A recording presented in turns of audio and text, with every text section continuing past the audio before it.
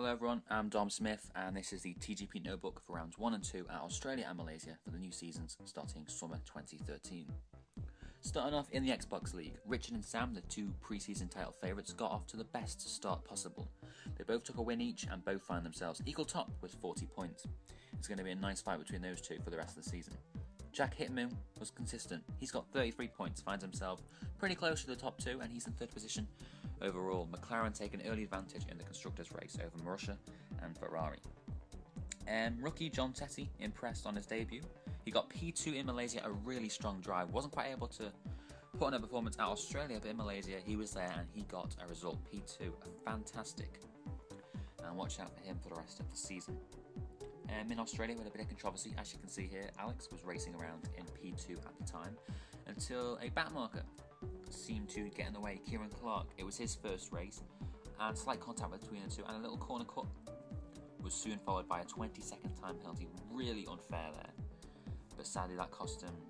Well, he soon dropped down to third after the incident, after going wide, but then at the end of the race he crossed the line in third position, but was credited with 8th place. Lots of points lost there. But in Malaysia, Brandon, another guy who lost a massive amount of points thanks to unfortunate luck.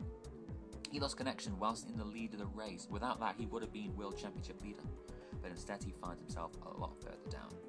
Moving on to PS3, SF1 got off to a fantastic start, taking both wins, and finds himself 16 points ahead of John, who's a further 6 ahead of Dan. McLaren and Sauber just 2 points separating them at the top of the constructors. And remember, Joe wasn't racing on Monday, so Sauber are looking much stronger than they were first thought to be. We've had 4 champions in the last 4 seasons.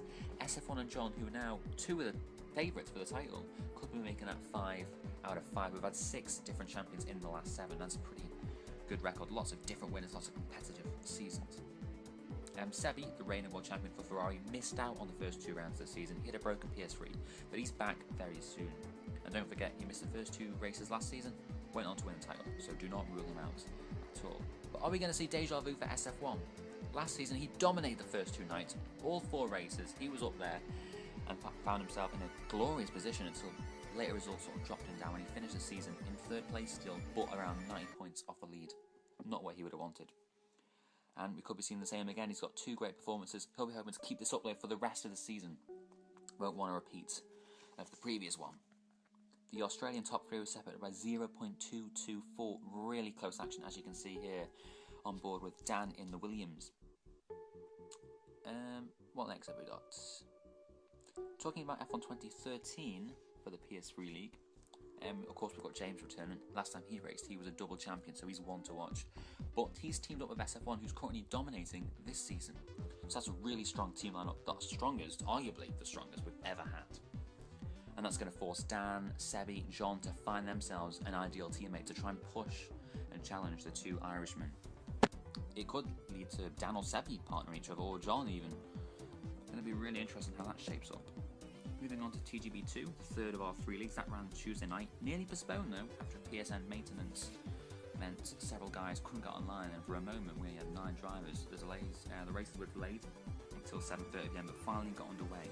But because they were delayed by an hour, it meant qualifying was reduced from a 15-minute session to 1-lap qualifying.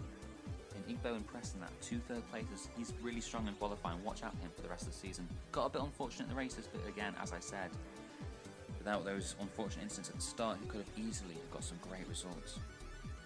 Martin leads that, 43 points. Sean is 4 points back. Sean had a great race in Australia, couldn't quite match Sam. Martin put in a blistering performance in Malaysia, whilst Dom and Sean battled it out for 2nd.